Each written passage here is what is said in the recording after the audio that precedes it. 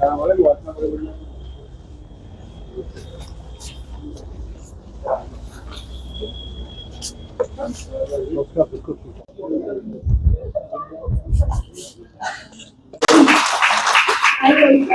and appreciate our guest of Anani Hanaji, Honorable, she hasn't reached yet, MLA Nagarota constituency. We are truly honored by your presence. I also welcome and extend my sincere appreciation to all the distinguished guests, dignitaries, friends, and family members present over here to enrich the occasion.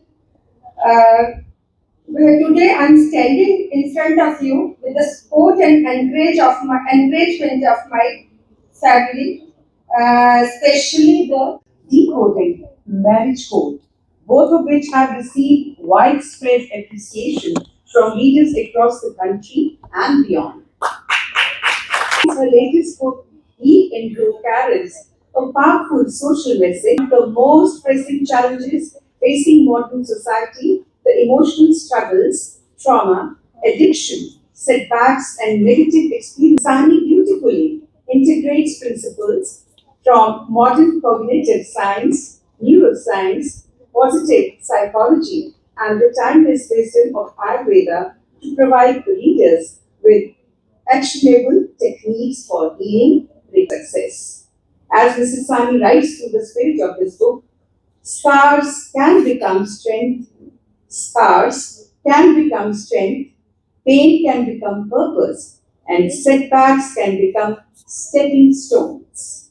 जय घोष लगाने का, तो हम आपसे निवेदन करेंगे एक बार फिर से बहुत जोर से ये जय घोष जो है वो जाना चाहिए। पता चलना चाहिए कि आज राइटर्स क्लब में जान भरी हुई है। सबने जो हम आए हुए हैं मीनू अजय सानी जी के आज सपोर्ट में आए हैं, तो हम सबकी आवाज गूंजनी चाहिए, भारत माता की।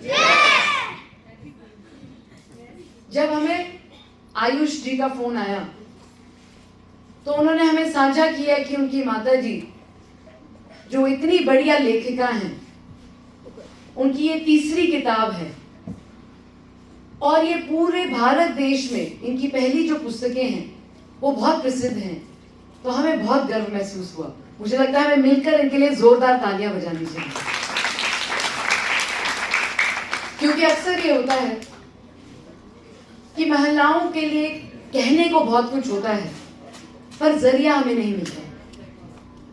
और मुझे लगता है कि कलम को कागज पर लगाकर जिस बढ़िया तरीके से एक महिला अपना विचार रख सकती है और ना सिर्फ अपने घर के सदस्यों में वो विचार बांट सकती है, पर पूरे देश में और पूरे विश्व में भी, बिकॉज इट्स ऑन अमेज़न, इनका विचार सोचिए आप कहाँ कहाँ किस किस के घर में जाता है।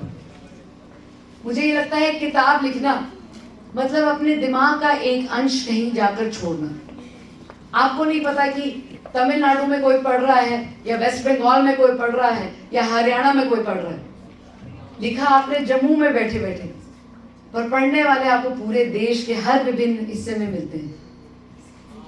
तो जब हमने थोड़ा और रिसर्च करना शुरू किया, हालांकि अभी उन्होंने हमें किताब दी नहीं है, पर इस पे उन्होंने एआई के माध्यम से अंडरस्टैंडिंग की ब्रेन की क्या एबिलिटी है और मेंटल हेल्थ की क्या एबिलिटी है, मुझे बहुत उत्सुकता हुई समझने में इसमें ज्यादा।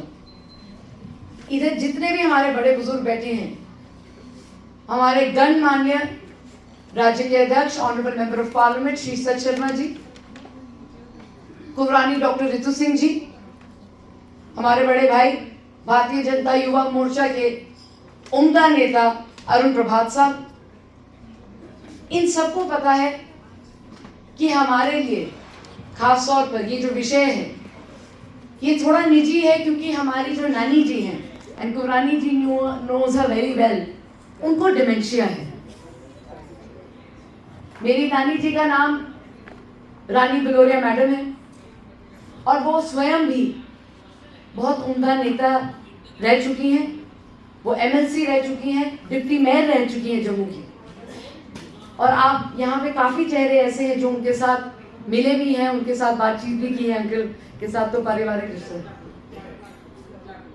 पर अब जब हमको देखते हैं, आपको उनके बारे में थोड़ा बताते हैं। 70 के दशक में उन्होंने सियासत शुरू की और जब कभी भी उनको हम देखते थे वो शिफॉन की साड़ी पहनती थी और बालों में कर्लर लगा के अपने बाल कर्ल करके उन्होंने एक गुलाब का फूल जरूर लगाया। उन्होंने अपने बाग में गुलाब के फूल इसलिए उगाए थे कि हर सुबह इधर लगा सके।